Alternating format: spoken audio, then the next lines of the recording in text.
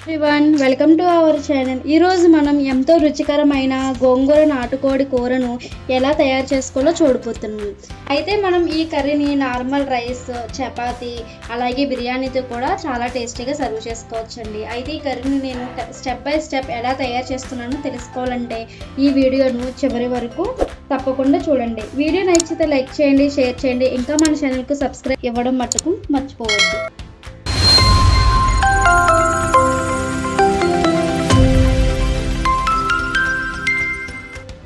అండి ఇది నాటుకోడి అండి. ఇది మామూలుగా చేసుకోవడానికి త్వరగా కుక్ అవ్వదు. సో నేను అందుకే కుక్కర్లో వేసుకుని ఒక 3-4 విజిల్స్ వచ్చే వరకు దీన్ని ఉడికించుకుంటాను. శుభ్రంగా క్లీన్ చేసేసుకుని నీసు వాసన లేకుండా లెమన్ అండ్ సాల్ట్తో కూడా వాష్ చేసేస్తాను దీన్ని.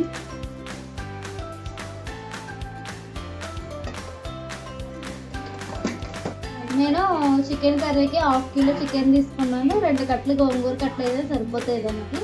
నాకు ఆకులు అయితే ఇన్ని వచ్చాయి. ఇన్ని అయితే సరిపోతాయి 1/2 కేజీకి. కేజీకి అయితే మనం 100 to 150 గ్రామ్స్ అలా తీసుకోవాలి. నేను కర్రీ కోసం ఒక 3 పచ్చిమిర్చి, ఒక టమాటా, 4 ఉల్లిగడ్డలు తీసుకున్నాను.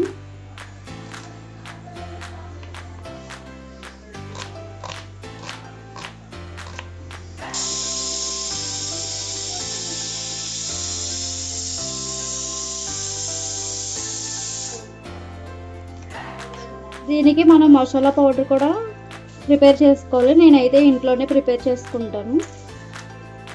ధనియాలు, జీలకర్ర, గసగసాలు, 2 ఎండుమిర్చి, 4 బిర్యానీ ఆకులు, దాల్చిన చెక్క, లవంగాలు, మిరియాలు ఇవన్నీ బాగా ఫ్రై చేసుకుని మనం మిక్సీ అయితే పెట్టేసుకుని పౌడర్లా ప్రిపేర్ చేసుకోవాలి.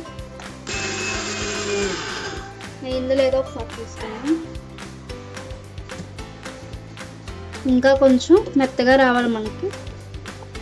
ఫైనల్గా ఇలా మసాలా పౌడర్ అయితే మెత్తగా గ్రైండర్ చేసుకుని ఇలా మెత్త పౌడర్లా రావాలి మనకి.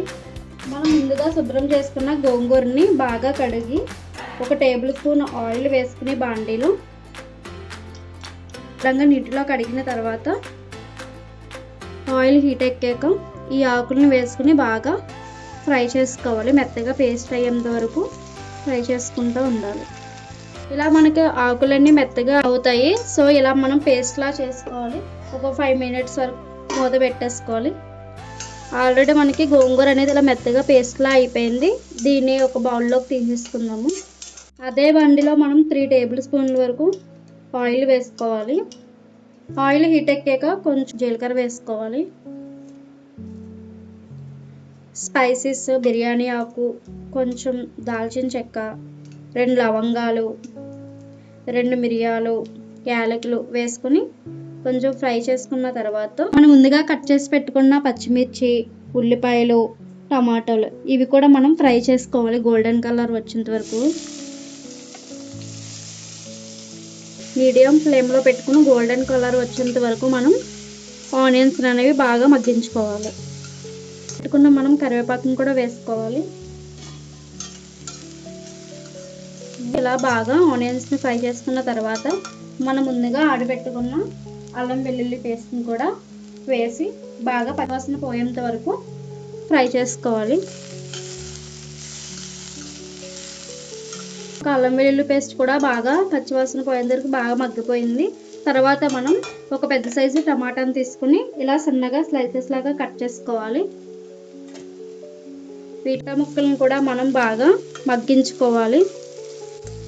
ఇవి మగ్గిన తర్వాత కొంచెం మనం సాల్ట్ వేసుకోవాలి. సరిపడినంత వేసుకోవాలి. సరిపోకపోతే లాస్ట్లో అడ్జస్ట్ చేసుకున్నాము. నెక్స్ట్ కొంచెం తగినంత పసుపు కూడా యాడ్ చేసుకోవాలి.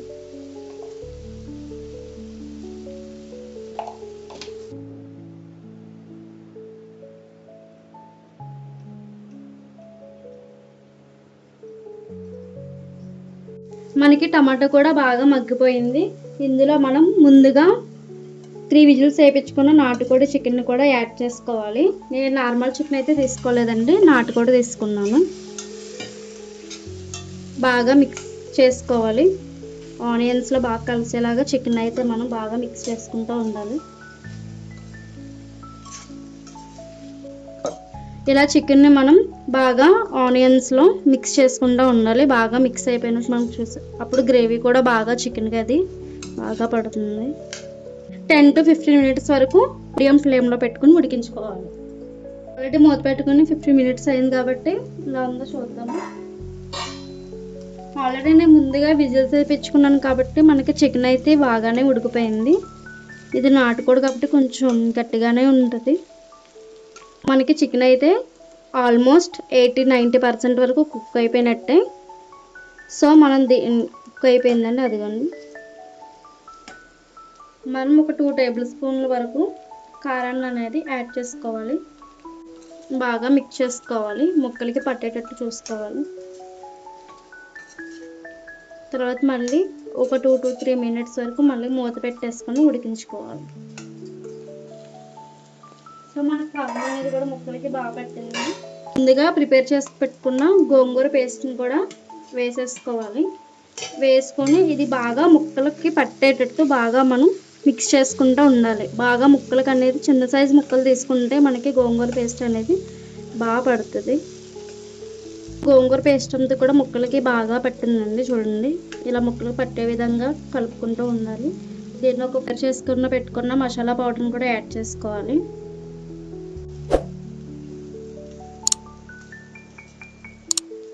నేను ఇంకా దీంట్లో ఒక గ్లాస్ వాటర్ని అయితే యాడ్ చేసుకుంటున్నాను. నేను గ్రేవీ కోసం కొంచెం వాటర్ ఎక్కువగానే తీసుకున్నాను. నార్మల్గా అయితే 1.5 గ్లాస్ అయితే సరిపోతుంది. నేను 2 గ్లాసెస్ వేసుకున్నాను. సో దీన్ని మూత పెట్టేసుకొని ఒక 10 to 20 మినిట్స్ వరకు ఉడికించుకోవాలి. మనకి 20 మినిట్స్ అయితే అయిపోయింది. కర్రీ ఎలా ఉందో చూసేద్దాం, వచ్చేయండి. మనం ఇంకా గ్రేవీ కొంచెం దగ్గరకు వచ్చేటట్టు కొంచెం సేపు ఉడికించుకుంటే సరిపోద్ది. చూడండి, మనకి ఆయిల్ కూడా పైకి అయితే తేలుతుంది. ఇంకా మనకి కర్రీ అయితే ప్రిపేర్ అయిపోయినట్టే. మనం లాస్ట్లో కొంచెం ముందుగా కడిగి పెట్టుకున్న కొత్తిమీరని యాడ్ చేసేసుకుందాం. అంతేనండి, ఎంతో టేస్టీ అయిన గోంగూర నాటుకోడి చికెన్ కర్రీ అయితే మనకి రెడీ అయిపోయిందండి. ఈ కర్రీ మీకు నచ్చినట్లయితే కామెంట్ సెక్షన్లో కామెంట్ చేసేయండి. మరికొన్ని వీడియోస్ కోసం మా ఛానల్ అయితే సబ్స్క్రైబ్ చేసుకోనండి. వీడియో నచ్చితే లైక్ చేయండి, కామెంట్ చేయండి, సబ్స్క్రైబ్ చేయండి. Thank you for watching.